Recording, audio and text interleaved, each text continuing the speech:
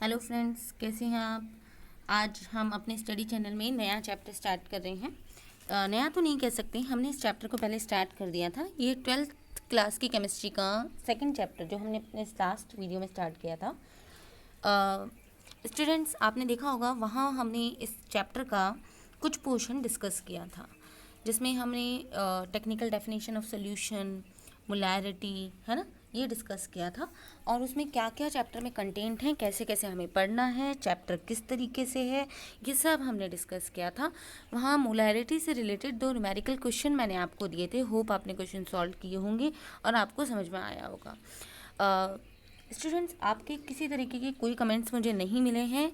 I think आपको chapter समझ में आ रहा है। और सेकंड वीडियो मैंने इस चैप्टर का बनाया है जो कि इसकी कंसंट्रेशन टर्म पर है। वहाँ हमने केवल एक ही कंसंट्रेशन टर्म डिस्कस करी थी, that is molarity. Today we are going to discuss about the molarity, normality, mole fraction, strength, weight by weight percentage mass and volume, weight by volume percentage mass. Okay, so हम start कर रहे हैं molarity से। See here, आपको यहाँ दिखाई भी दे रहा होगा व्हाट इज़ मोलैरिटी। मैंने डेफिनेशन ले रखा है। It is the number of mole present पर किलोग्राम ऑफ सॉल्वेंट। अच्छा, मोलैलिटी और मोलैरिटी। मोलैरिटी जो लास्ट टाइम हमने पढ़ी थी भैया, वो थी हमारी पर लीटर ऑफ सॉल्वेंट सोल्यूशन, और यहाँ हम बात करते हैं पर किलोग्राम ऑफ सॉल्वेंट। ठीक है, स्मॉल एम से डिनोटेड करते हैं। आप अकॉर्डिंग टू द डेफिनेशन, यहाँ फॉर्मूला आपको दिखाई दे रहा है कि क्या बन रहा है। ये फॉर्मूला आप देख सकते हैं क्या बना है। इस फॉर्मूले में हमने देखा है यहाँ पर क्या बन रहा है हमारे पास, mole of solute divided by amount of solvent in gram. ठीक है, अब जैसे ही हमने इस फॉर्मूले में आगे देखा, अब ग्राम में लेंगे नीचे क्योंकि किलोग्राम में था, तो हमें 1000 से मल्टीप्लाई करना पड़ेगा। ठीक है, आगे हम देख रहे हैं कि मोल्स होते क्या हैं। तो मोल्स मैंने आपको पहले भी बताए हैं, given mass divided by gram molecular mass. तो GMMB टर्म जो है here, it's represent gram molecular mass students. Okay, now when we are putting the formula, हम जैसे ही फॉर्मूला पुट करते हैं, दे विल बी, आप देख सकते हैं, WB multiply 1000 divided by GMMB into WA। Here WB is given mass 1000 because we are using mass of solvent in gram, and GMMB is the gram molecular mass of the solute. अच्छा, अब unit देखते हैं friends, है ना। तो unit हमारी क्या बन रही है इसमें, मोल किलोग्राम इनवर्स और मोलैलिटी। ओके, अब मैंने लिख भी दिया है यहाँ पर ताकि आपको कोई दिक्कत ना हो। WB क्या है, अमाउंट ऑफ सोल्यूट। WA क्या है, अमाउंट ऑफ सॉल्वेंट। ओके, अब नेक्स्ट पेपर पे हमने देखा कि देखिए, अब हम बात करेंगे नॉर्मैलिटी की। ठीक है, मोलैलिटी की मैंने आपको बात बता दी, इसमें मैंने आपको फॉर्मूला बता दिया, दोनों के क्वेश्चन एक साथ देख लेंगे, नो प्रॉब्लम। अब नॉर्मैलिटी क्या होता है, यहाँ मैं डेफिनेशन लिखना भूल गई हूँ, पर मैं आपको बता रही हूँ। आप चाहें तो अपनी रफ नोटबुक में नोट कर सकते हैं या वीडियो को पॉज करके नोट कर सकते हैं। ठीक है, तो आप सुनिए ध्यान से, क्या होती है नॉर्मैलिटी। देखिए, नॉर्मैलिटी क्या है, it is the gram equivalent moles, it is the amount of gram equivalent moles present per liter of solution, gram equivalent moles present per liter of solution। Okay, तो ग्राम इक्विवेलेंट की बात बोली है मैंने, मतलब equivalent mass लेना पड़ेगा हमें यहाँ। मोलैरिटी और मोलैलिटी में हमने ग्राम मॉलिक्यूलर मास लिया था फ्रेंड्स। ठीक है, अब देखिए, नॉर्मैलिटी का मैंने फॉर्मूला लिख दिया है, number of gram equivalent of solute, volume of solution ml multiply by 1000। अब क्योंकि हम ml में ले रहे हैं तो 1000 तो हमें लेना ही पड़ेगा।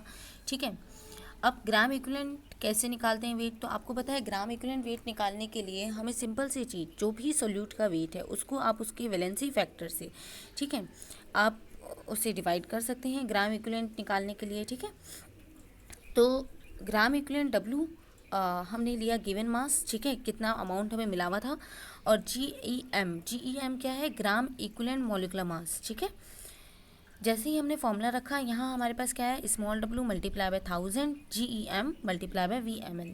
यूनिट आप देख सकते हैं, ग्राम इक्विवेलेंट लीटर इनवर्स। अब ग्राम इक्विवेलेंट मास तो मैंने अभी बताया, molecular mass divided bye valency factor. Valency factor depend करता है, जैसे मान लीजिए मैंने फॉर एग्जांपल सल्फ्यूरिक एसिड लिया, तो सल्फ्यूरिक एसिड में कितने इलेक्ट्रॉन्स की डील हो रही है हाइड्रोजन और सल्फेट के बीच, तो यहाँ 2 इलेक्ट्रॉन की डील हो रही है। इट मीन्स टू से सल्फ्यूरिक एसिड का मास 98, तो हमें वहाँ पर ग्राम इक्विवेलेंट वेट निकालने के लिए 98 को 2 से डिवाइड करना पड़ेगा।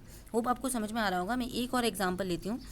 अगर मैंने सोडियम क्लोराइड लिया होता, तो what is the molecular mass of sodium chloride, okay मैं बताती हूँ, इट्स 58.5, ठीक है, कितना होता है 58.5 होता है, ठीक है। अब जैसे ही इस 58.5, अब आपको पता है सोडियम क्लोराइड का वैलेंसी फैक्टर कितने इलेक्ट्रॉन की डील हो रही है, 1 इलेक्ट्रॉन की डील हो रही है, ठीक है। इट मीन्स टू से 58.5 इज डिवाइडेड बाय 1, तो क्या चीज़ निकल के आई हमारे पास 58.5, यानी ग्राम इक्विवेलेंट वेट भी कितना हो गया 58.5।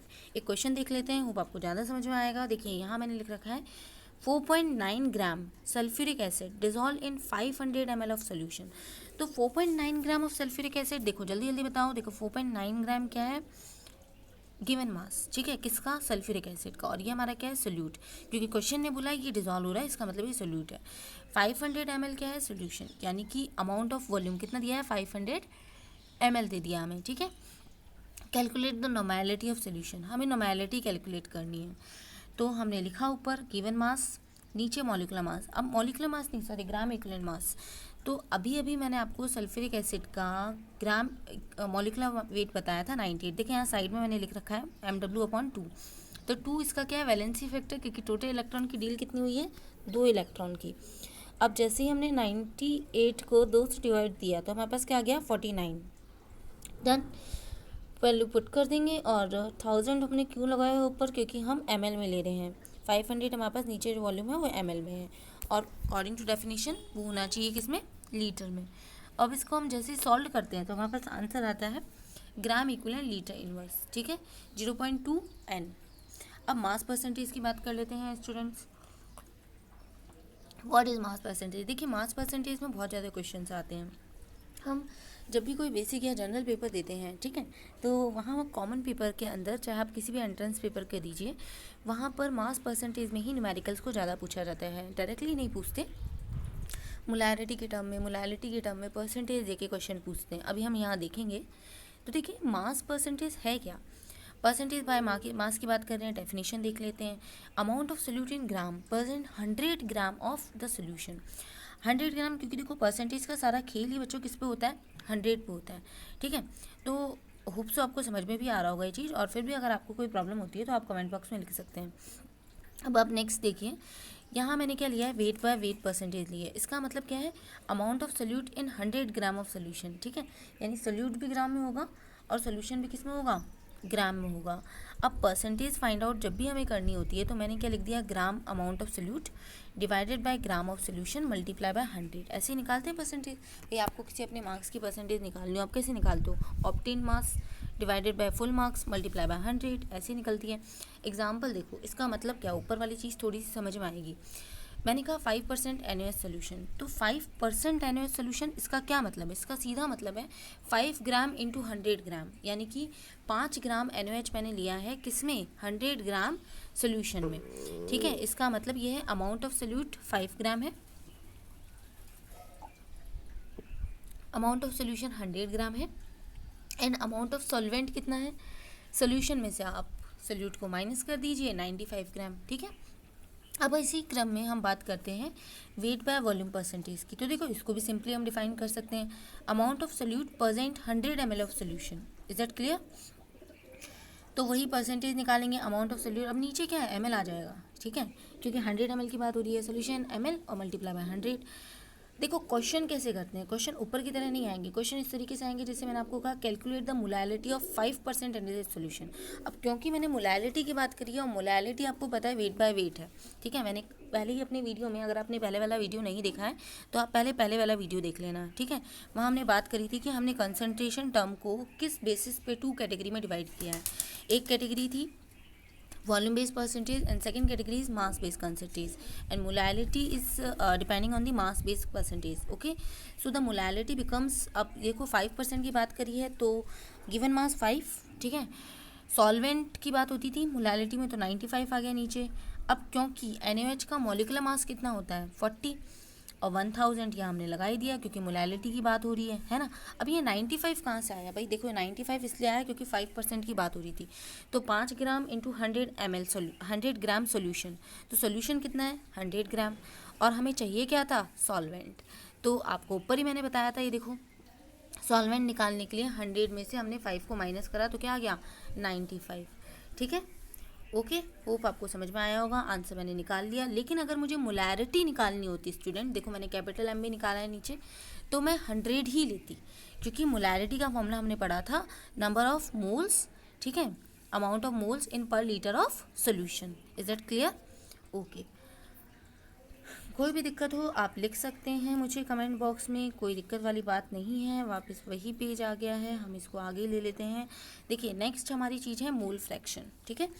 होप मोल फ्रैक्शन से आप पहले भी जानते हैं, क्योंकि देखिए molarity, molality and mole fraction, ये सारी टर्म्स वैसे तो हमने 11th क्लास के first chapter some basic concept of chemistry में डिस्कस किया था, और वहाँ पहले चैप्टर में इसीलिए पढ़ा दिया जाता है क्योंकि the these are the base of the physical chemistry, ठीक है।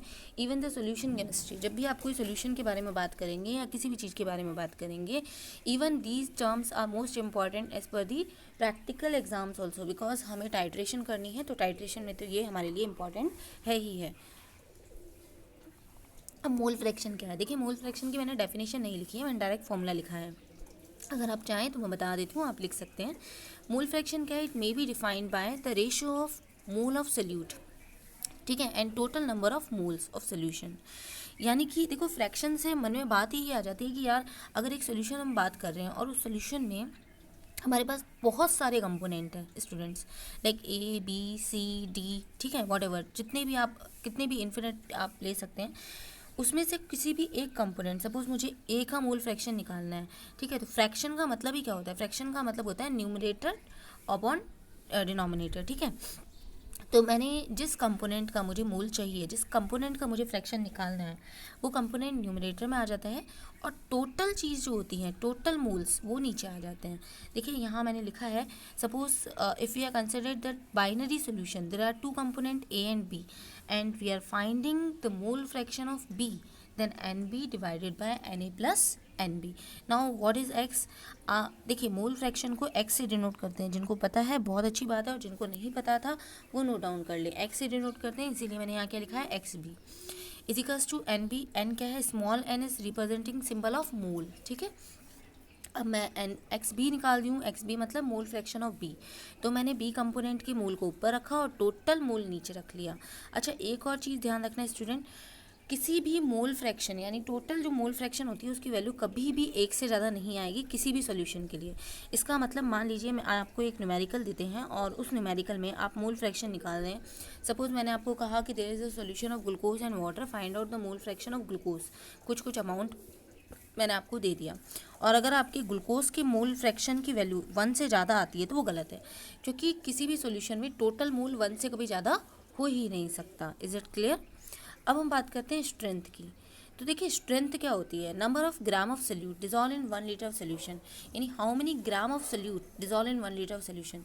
देखो कंपेयर करोगे तो मोलैरिटी क्या थी? नंबर ऑफ मोल इन पर लीटर ऑफ सोल्यूशन। मोलैलिटी क्या थी? नंबर ऑफ मोल इन पर किलोग्राम ऑफ सॉल्वेंट, ठीक है। और नॉर्मेलिटी क्या थी? Number of gram equivalent of moles इन पर लीटर ऑफ सोल्यूशन, वहाँ ग्राम इक्विवेलेंट की बात आई थी। और मोल फ्रैक्शन तो सिंपल था, वो तो एक फ्रैक्शन था, एक रेशियो था। स्ट्रेंथ क्या है? अमाउंट ऑफ सोल्यूट इन ग्राम पर लीटर ऑफ सोल्यूशन, तो यूनिट क्या हुई? ग्राम लीटर इनवर्स, ठीक है। अच्छा आज हम यहीं तक डिस्कस करेंगे, मास फ्रैक्शन की जो टर्म्स हैं वो हम बाद में डिस्कस कर लेंगे। ओके, होप सो आपको ये वीडियो समझ में आया होगा, और अगर आपको ये वीडियो अच्छा लगा हो तो इसको लाइक करें और शेयर करें। शेयर करने से क्या होगा? ज़्यादा से ज़्यादा स्टूडेंट के पास ये पहुँचेगा। मैंने बहुत ही सिंपल लैंग्वेज में आपको बताया, लेकिन फिर भी अगर आपको कुछ नहीं समझ में आ रहा है तो आप कमेंट कर सकते हैं, कोई प्रॉब्लम नहीं है। कमेंट बॉक्स में लिखिए, मैं आपके क्वेश्चन का जवाब दूँगी। Thank you for watching video.